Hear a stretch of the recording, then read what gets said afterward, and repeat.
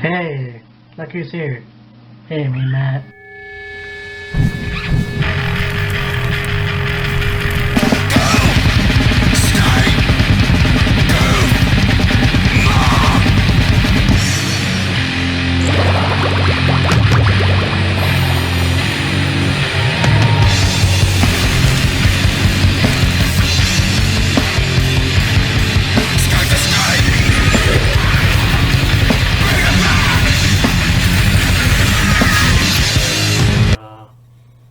This is review. I just watched the Icons, the WWE Network's new series, and this one was on Beth Pheniox.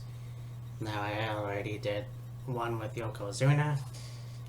Unfortunately, I didn't see that episode when I did that review. I did watch it afterwards and thought, well, I'm not going to do another review. So, yeah, this one was cool. I mean, you look at somebody who was a trendsetter for women in the 2000s, at least.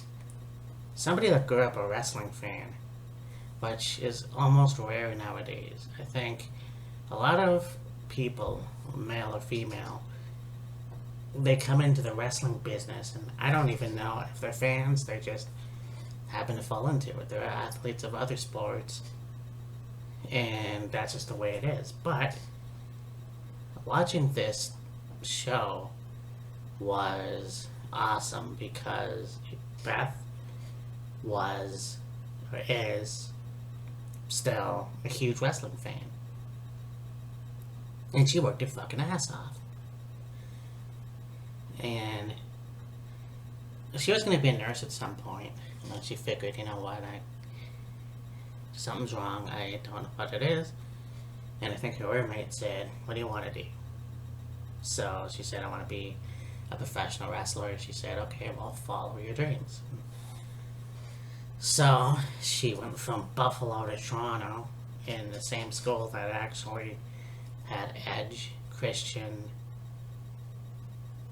can't remember who else, but it was pretty awesome to see that. You know, she had went to Tough Enough and she did an audition there. They liked it. She passed on a tape to Molly Holly or Nora, and Nora looked at the video and really liked it. She watched it with Al Snow, and some of the matches that Beth had. So I thought that was pretty cool in itself. The fact that somebody would take that time and watch a wrestling tape that you had that you're in matches for. And yeah, so I thought that was pretty cool. We had her debut in 2006, which kind of still blows me away because I guess I forgot, but she had a match with Victoria and got her jaw busted open, broken by a punch that Victoria threw, and basically went back to OVW and reinvented herself as a Clamazon and came back to the WWE and worked an angle with Mickey James, was the Divas champion, women's champion, first of all, and then a Divas champion, and then the rest is history. Her work with Natalia, well, the second woman to be in a male Royal Rumble, and then of course the first ever women's Royal Rumble in 2018 where she appeared. And then, of course, you know, her tag team match with Natalia. And I think they took on Lita and Trish. And I'm not quite sure. But I could be wrong on that. I'll have to look it up. But yeah, this was a really good documentary. Of course, they had interviews with Tommy Dreamer and Molly Holly and Mickey James, and of course her brother and mom, and yeah, very good, talking about her Hall of Fame induction and, the praise that she got from the other female wrestlers, which I thought was very cool. And it also surprises me in a way, like it shouldn't, because obviously, it's a new era, I guess. I don't know. But how down to earth she is. A lot of people are in this documentary. That's kind of like, I don't think you would expect that too much. She works in the independent scene, goes over to OVW, then over to WWE, goes, and so on and so forth. So, I mean, that was cool.